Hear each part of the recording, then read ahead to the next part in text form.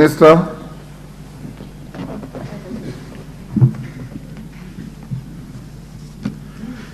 Thank you, Mr. Speaker.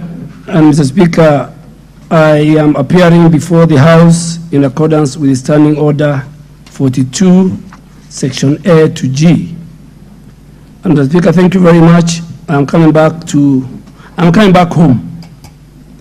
Mr. Speaker, the Kenya Defense Forces who are serving under the East Africa Community Regional Force are in DRC and more so in Eastern Congo, following a resolution of heads of state and government after admitting DRC to be a member of the East Africa Community in their 22nd Ordinary Summit of the EAC Heads of State and Government held in Arusha on 22nd July 2022, and it approved, among many other interventions, the immediate establishment and deployment of EAC Regional Force in Eastern DRC. Mr. Speaker, the mandate was to help deal with negative forces in the spirit of a collective security under a two-pronged approach, the political and the military track. In the context of the military track, Mr. Speaker, which I have the benefit to discuss and give an answer to this House, the EAC Chief of Defense Forces implemented the decision of establishing a regional force that was subsequently approved by the heads of state. Thereafter, the Kenya Defense Forces deployed in DRC from August of 2022 to operate specifically in Eastern DRC alongside troops from the Republic of Burundi, Republic of South Sudan, and the Republic of Uganda. Mr. Speaker, in this deployment, the Kenya Defense Forces contingent to ICRAF went through the legal framework and the constitution of our country, in the sense that the National Security Council approved it, and Mr. Speaker, the National Assembly, this august House, in conformity with the provisions of Article 240, subsection 8A of our Constitution, empowered the National Security Council and the Ministry of Defense to deploy national forces and also KDF outside our country for both regional and international peace support operations, and that approval was granted, Mr. Speaker. Secondly, Mr. Speaker, the East Africa Community Regional Force, which Kenya Defense Forces is part of, is premised on Chapter 8 of the UN Charter, which encourages regional mechanisms to deal with matters relating to the maintenance of international peace and security before referring the matter to the UN Security Council. Speaker, let me now come to the question. What are the milestones and the achievements of the Kenya Defense Forces who are serving under the East Africa Regional Force? So, Speaker, prior to the KDF deployment in DRC, the M23, which is one of the main armed groups in North Kivu, was at the threshold of capturing a very important city called Goma, which has a strategic location and has a major population center. There were only 7 kilometers to that city. An occurrence that could have destabilized DRC and the whole of this region. Because, Mr. Speaker, Eastern Congo primarily uses the port of Mombasa. So there was an economic interest. There was a regional interest in terms of peace and security. At the same time, Mr. Speaker, before our deployment, the main supply routes were inaccessible due to security. There was a lot of interruption on the food supply and humanitarian operations in that part of DRC. there was huge humanitarian crisis. A lot of IDPs, Mr. Speaker. And this precipitated the consequence of deploying the ICRAF in that area, and these are the achievements that we can today be proud of. Speaker, number one, the M23 armed groups, particularly who were in the area where the Kenya Defense Forces are stationed, withdrew from their previously occupied territories, including safeguarding the areas around Goma, and they withdrew from the areas within the ICRAF joint operation area, which was more so the KDF area, and this relieved the pressure on the government of DRC. Hence, the threat on Goma was saved from the control of M23. This created, Mr. Speaker, an elusive window for the settlement of the security challenges following years of conflict. Two, Mr. Speaker, the ceasefire between M23 and the armed forces of the Democratic Republic of Congo, which was achieved because of the presence of KDF, and Mr. Speaker, let me say it, that the force commander of the East African Community Regional Force is a Kenyan. General Nyaga was there, General Nyaga, and today we have General Kiugu. This has really allowed the political track to take shape.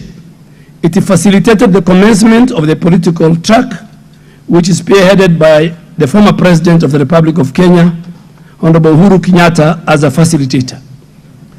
M23, Mr. Speaker, has indicated conditional readiness for pre-cantonment, which is a critical step towards the disarmament, demobilization, and reintegration of those communities which have been affected by the security situation in eastern DRC.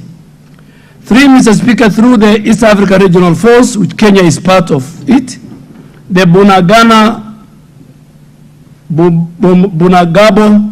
Kibumba, Goma, and Kichanga, Sake, Goma,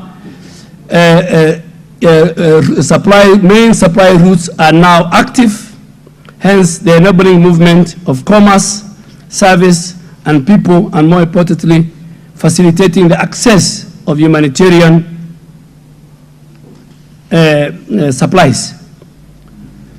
Fourthly, Mr. Speaker, the deployment led to the gradual return of refugees and IDPs to areas which are now under the East Africa Regional Force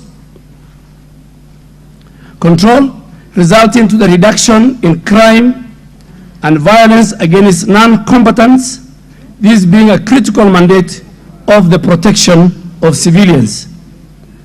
Mr. Speaker, I was there last week, 3 days I spent in Eastern DRC in visiting our troops and talking to the leadership, my colleagues in DRC.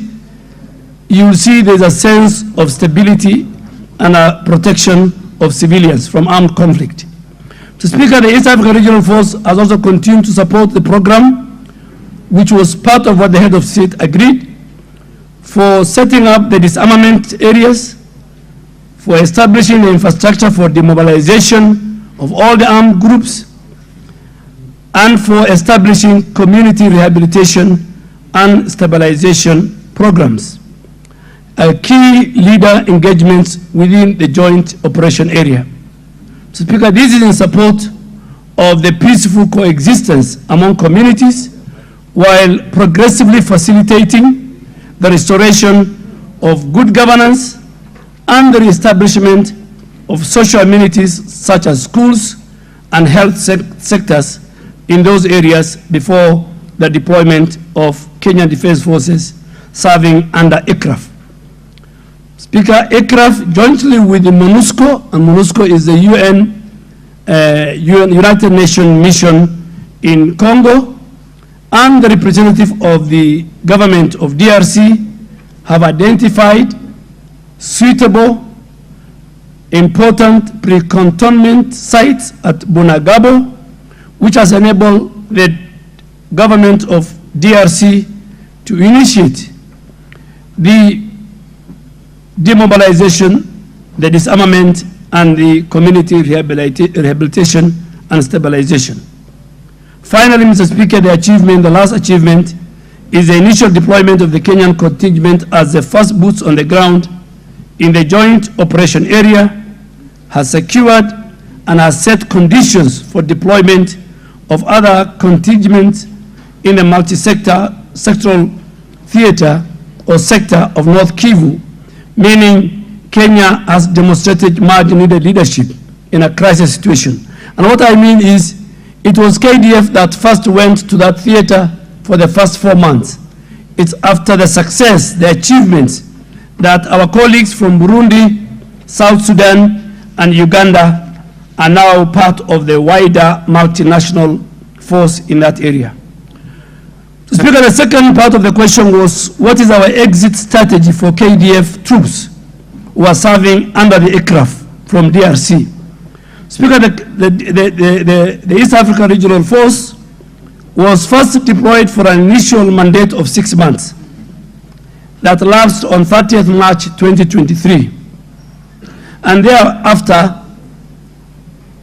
under the leadership of the heads of state, it was extended to 8th of September 2023.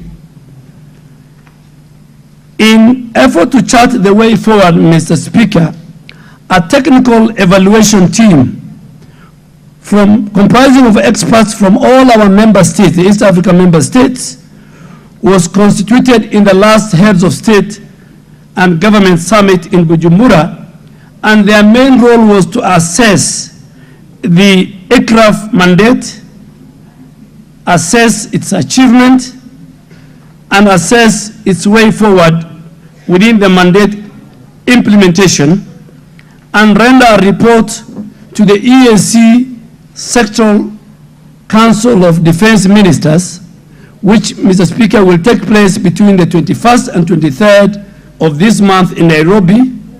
And in this regard, Mr. Speaker, based on that report on the restoration of peace and security in Eastern DRC, will be a desired condition in which will tell us the military success and the eventual exit from the mission. Nevertheless, Mr. Speaker, in my concluding remark, the conditions could culminate in Kenya's exit and aircraft exit, because it is not Kenya which is exiting. It is all the multinational troops within aircraft, Kenya included, that will exit. So if the East African community heads of state and government fail to get renewal of the aircraft current mandate upon its expiry on 8th of September, if for any reason the government of Kenya decides to withdraw KDF, and one of the reasons can be even this House through a motion asking the executive and the National Security Council with very good reasons to withdraw from Eastern Congo and from the multinational force. In the event the government of the Democratic Republic of Congo withdraws its consent and decides that aircraft should leave, and in the event the mission becomes untenable in terms of security. Those are the scenarios in which KDF can be withdrawn from their performance under the East Africa Regional Force. So, Mr. Speaker, our mandate is until 8th of September. At the Defense Headquarters, we always have a plan to make sure that in the event of the 4 scenarios, we will bring back our troops safe and sound. And Mr. Speaker, finally, it is not only KDF troops are not only serving under aircraft. Within the DRC, Eastern Congo, under the UN mission, we have over 250 quick response team, our special forces serving under the UN. We have our communication and signal battalion serving under the UN mandate in Congo. Those are working within the confine of the US mandate. But for aircraft, Our mandate ends on 8th of September. The Council of Ministers, which I am a member, will sit on 21st and 23rd to look at the technical team evaluating the achievements and the way forward. And then the heads of states will meet 1 week later. If they give the extension, well and good, we'll be in DRC because we have done a lot. If the extension is not granted, I want to assure this House and the country that our troops will come back home safe and secure. Thank you, Mr. Speaker. Thank you, Minister. Zengo, I think it's as clear as that.